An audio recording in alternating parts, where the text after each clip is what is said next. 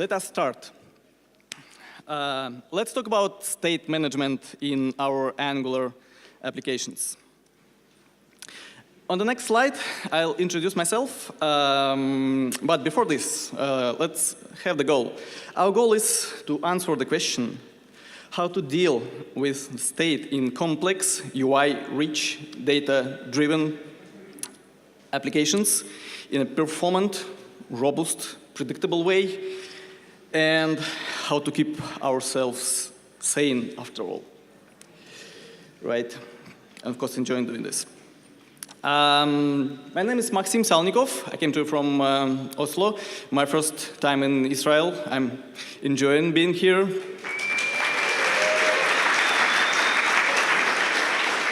I work for the company called ForgeRock. We develop digital identity platforms. I run local communities in Oslo, where I live, about Angular, about mobile development, about progressive web apps, of course. Also, my Twitter is webmaxru. It could be useful for you because I'll post slides and link to the repo right after the session. And also, I'm the organizer of NGRX conference. And what do you think? Why do I wear this T-shirt today? Because I'm here to announce the NGRX for next year. It will happen in Helsinki, Finland, March 1st, 2nd. Please mark your dates. Yes. What is NGRX? It's all about Angular. Everything about Angular conference like this, created by developers, for developers, with very special Nordics Vikings spirit. Yes, so you are here first who have heard about the date for NGRX 2018. What you can do now is follow our Twitter. We'll post program, call for papers, not program yet, call for papers and all the news there. Please follow this. And I'll be happy if you join this beautiful crowd. This is photo from NGRX 2017 that was in Copenhagen this year. Good, enough shameless promotion. Back to application state. Why it's important at all? Let's go back to the origin of state architecture of web frontend. And as an ancient legend says, it all started with a bug.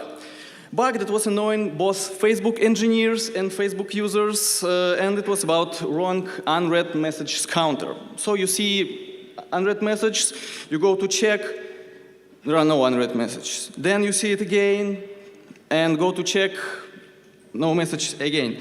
So what was the issue with this? And this bug, sorry, a bit back, returned back and back, and finally, eventually, Facebook engineers came up with totally new architecture called Flux.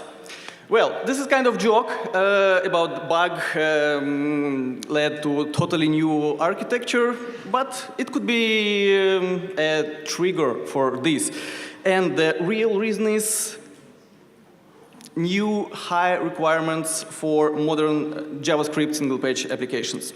These requirements dictated of users, customer, of course, and it expressed in increasing of the complexity of the interactions. So let's say we have some models, some views, and obviously models stream data to these views. Views on their turn react on some user actions and update something in the models. In addition, model can update something in the model. And furthermore, this could be a cascade change. So it's quite easy to get lost in this chain. And what could be a solution? Solution could be to get rid of these complex interactions in favor of unidirectional one. So just imagine, we have an action, we call it dispatcher, we put updated data into the store, and finally we render it into the view. One liner. If we start a new process, we start everything basically from the scratch and go back to dispatcher. This is the flow of Flux architecture, and this is not a case for us for today. But what's important here is the box named store. What we store there, actually, we store and maintain, in case of Flux, application state. What is state? Let's have a quick look on this. And you know what? State complexity constantly grows. Our code manages more state than ever before. And what state can include? Of course, all the data from our API calls, plus cached data, plus thanks to WebSockets and Firebase, we have a totally new type of server-side data, which is real-time one. Plus, we easily can have something just purely local, say before we propagate it to the server. So this was everything about connected with data. In addition, we have quite intensive and complex UI state where we manage and maintain the state of our routing, active tab, if spinner active or not, and on and on and on. So our UIs are quite complex, and UI state become more and more complex as well. Good. So we have this kind of timeline. Idea to make up predictable led to creation of Flux. This is Flux logo, which is more a pattern rather than framework. And you will find some implementations for I think, any framework. They work fine, but they are complex. This is why Dan Abramov, for one of his presentations back to React Europe conference, created a simple proof of concept, avoiding complexity of Flux and taking some ideas from Elm language, mostly about functional stuff. The result, two actions.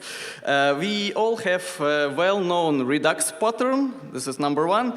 And then was hired by Facebook immediately. This is number two. So, in general, Redux is not implementation of Flux. It really depends how strict are we in Flux definition. It has its own concepts and entities, and as always, it has its own pros and cons.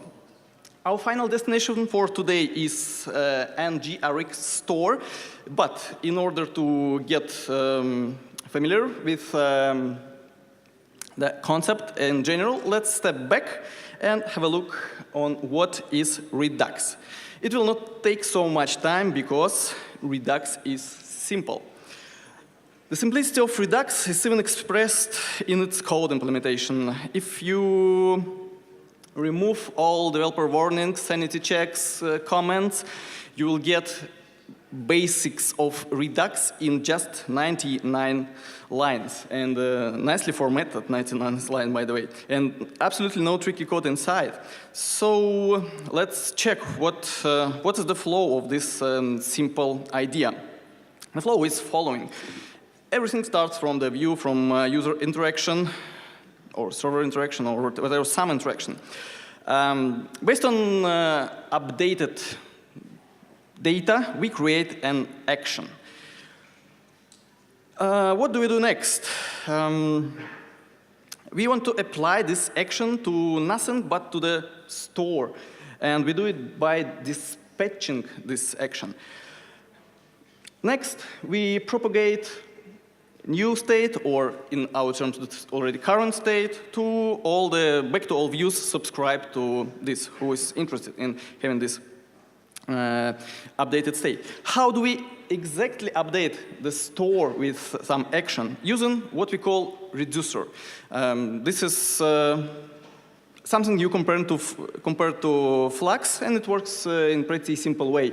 We take current state and action as a parameters, and we return a new updated state back.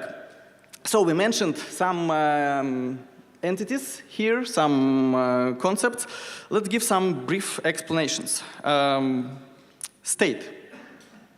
In order to use Redux, we have to express the whole application state, I mean, is a plain object. This is more or less relative to what we call a model, but without setters. Why? Why we don't have the setters? Because we want to make sure that different parts of the application code will not change the state and not will reproduce hard to find bugs. Well, so to change the state, the only way to change the state is to dispatch an action. What is action? Again, we have to represent what we want to perform in form of plain object. Type of action is obligatory, and also we can have or do not have any kind of payload. It's up to us, the structure and presence. As actions are plain objects, they can easily be serialized, logged, stored, whatever. This is easily could be converted to JSON. Well, to wire up state and action, we need to go for reducer. This is eventually where we have some code. It's just a function that takes state and action as arguments and returns the next state of application. I say in advance, no reason to create a huge reducer for all your whole application. If it's large enough one, we can go for single, for smaller reducers responsible for any specific parts of the state and then combine them into the common root reducer. Why it's called reducer at all? Because logically, a reducer always returns accumulation of the state based on all previous states and all previous actions. So it acts as a reducer of the state. Basically, it all came from functional programming, so if you tried something from this area, you definitely know what reducer is and how it works. Based on these core entities, we have three main principles of Redux. Single of truth should be, a source of truth should be single. We have single store, and we always refer to this store to get the state. It makes easier for us to serialize data from server. What we just need to dehydrate the state. It's super easy to debug application, and such complex operation as undo, redo could be performed in just a couple of lines of code in this case. Next, as I already mentioned, application code cannot change the state except via dispatching actions. So we make sure that network callbacks, all other sources of changes will never ever change this state. What they can do, they can request for an action. As a result, changes happen in strict, predictable order, no race condition to watch for. And last one, reducers. They are pure functions. We specify reducers to understand how we transform the state by actions. So remember to always return new objects, new state objects as a result of reducer work. So never, we do not mutate previous one. You may ask me, why we go for immutability at all? Why do we have to learn how to go for this concept? Because, yeah, and it definitely requires some discipline from us, from developers. And in Redux, it's more by convention, but you can go for specific libraries like immutable.js to make sure that this is something really immutable. So why do we need this at all? Point number one is definitely performance. Making sure that we always have a new object, not the updated old one, we can go for some specific techniques in our frameworks to get rid of many unneeded checks. So new object, new reference to object, something to do for view update. Coherence. State never changed by anyone except reducer, so we can easily reason about this change, so we can easily track who did what. And debugging. For the same reason, it's much simpler for us to explore the state of our application and the flow of this. Well, this was a crash course to Redux. What about Angular? How could we apply these patterns to our apps? We have some options here. First, we can go for very original Redux library. So Redux is a pattern, and it has implementation in form of Redux library. It's under React.js at GitHub account repo. Next, we can go a bit closer to Angular and use another library called Angular Redux Store. The old name of this is ng2 Redux, so you may find this in different sources. What you will get if you go for this library. First, we process all changes using RxJS observables, which is quite relative to us. Next, we have compile time optimizations using ahead-of-time compilation. And also, this library is integrated with Angular change detector. But this is kind of intermediate step for us. Why not to go further and explore NGRX store? This is our goal for today. So let's have a relatively brief look on this implementation of Redux pattern for Angular. So what if we take Redux pattern? What if we take RxJS and combine them? We'll get exactly what we just mentioned, NGRX store. State management library inspired by Redux, but written using RxJS features, objects, entities. I'd even correct this formula in favor of this one. This is RxJS powered Redux. Well, so what it gives us developers? Why do we go for this option, for exactly this one? As RxJS in the heart of Angular, it's used in the core, it's used in forms module, it's used for HTTP client. We can say that we keep consistency in our application, just following the practices that Angular team asks us to follow. This is good. Next, we can go for really reactive middleware. We'll have a look at this a bit later. And nice feature, we can use all the laconic syntax of async pipe in our templates, which is good. Yep, so no reason to wait. Let's have a look at our demo application. It's fully working, it's open source, it's on a GitHub, so it makes sense to follow my Twitter. And it's super simple. So to save our time, I will not switch back and forth in slides and code.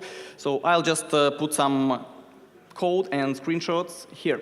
So this is a search for specific tweets, plus the possibility to add message to this feed manually, just for debugging purposes. Later, we can, for example, subscribe to WebSocket's feed and populate this feed with new tweets following this search. Also, UI-wise, we have a tiny slider that we can open and close this test form.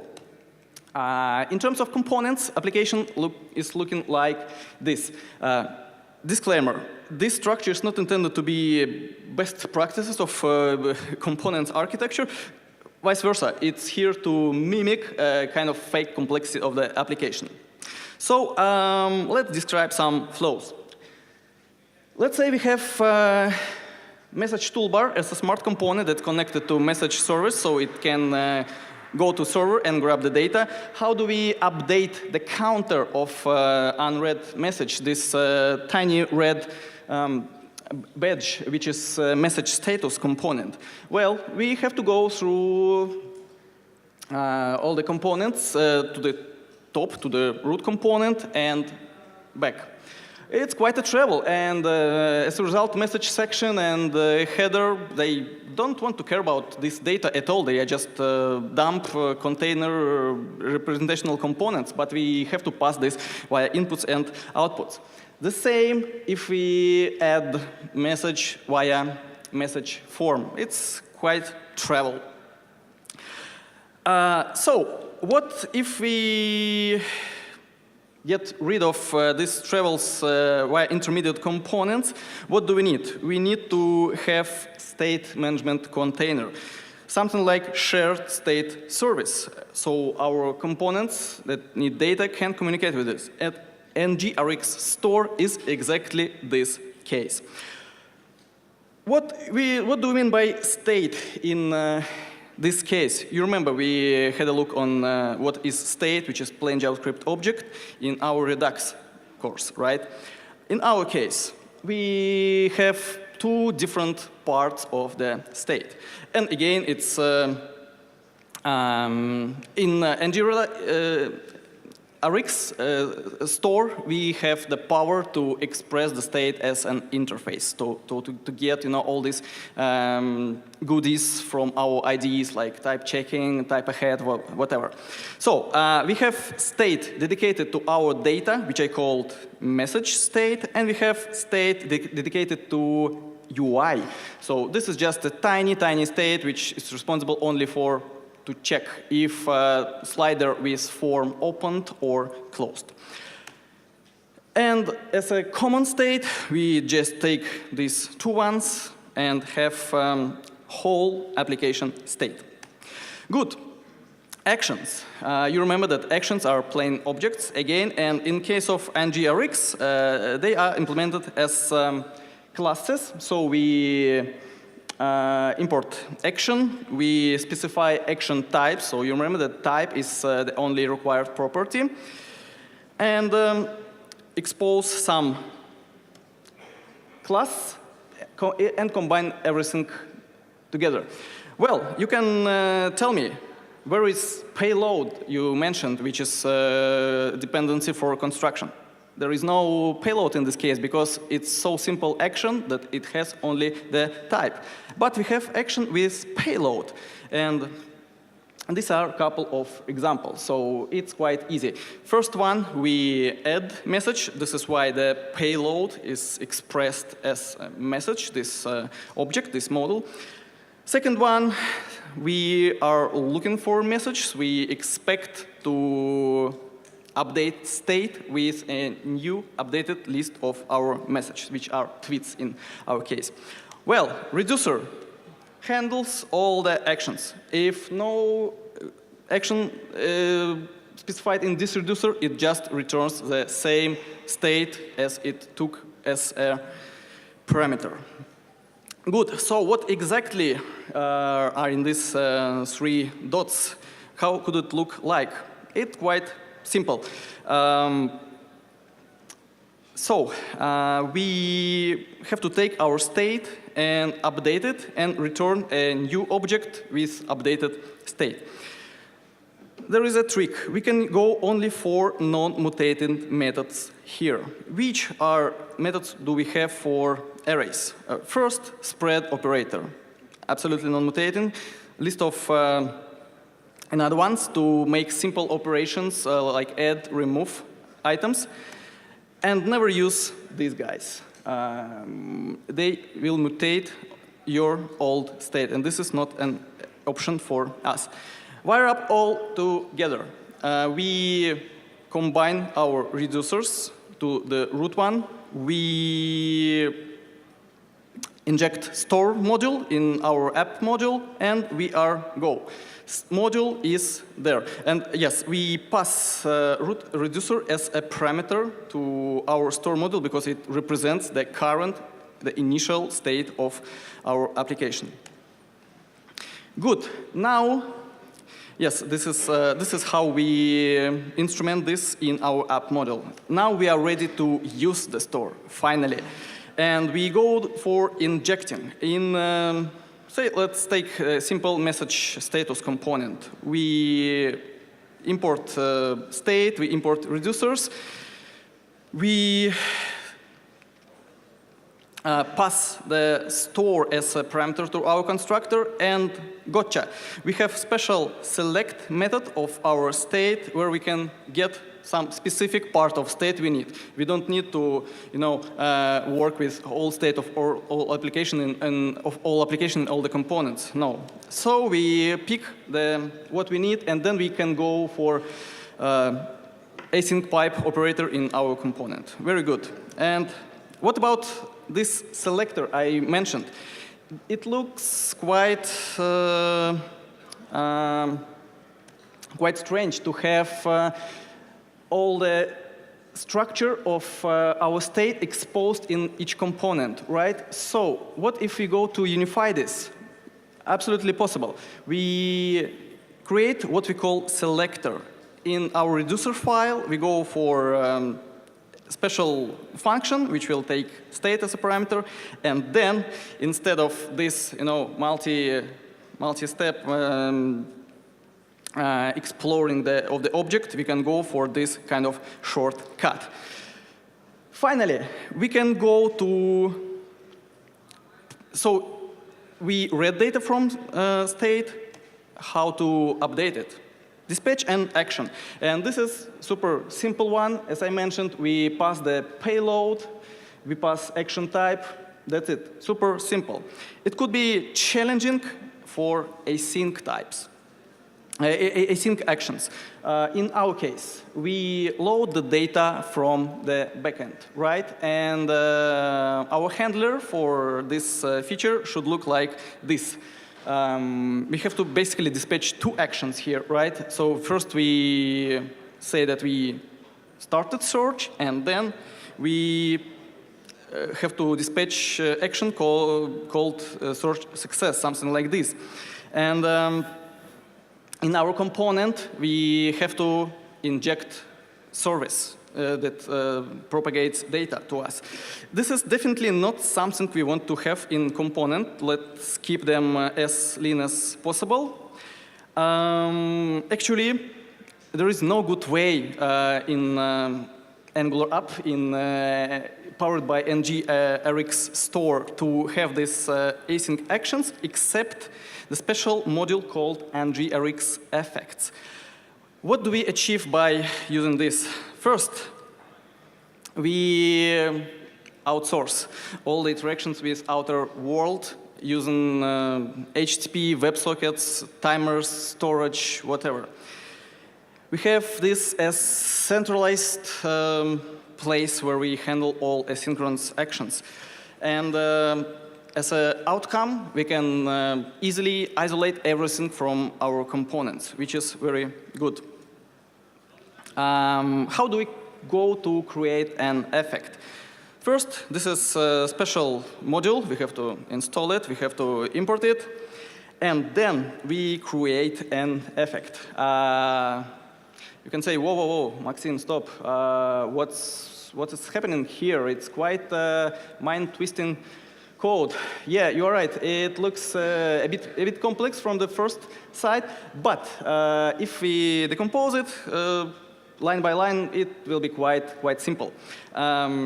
So first, we are using special service called action, which we instantiate in our constructor. This action $, in our case, we kind of scan all the.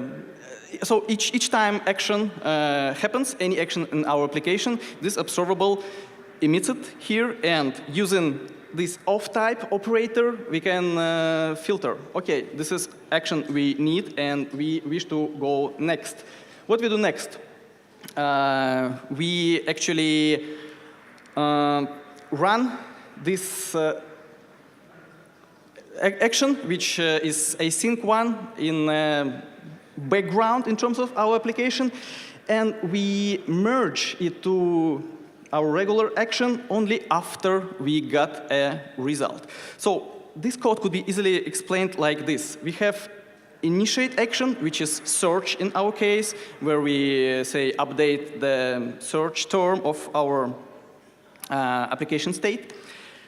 We call effect, and then we'll get another action. And it could be success or failure one, if we go for HTTP call, for example. So the quite regular, quite common boilerplate is following. We have to split each call to 3 different actions, which is initial one, which is success, and failure.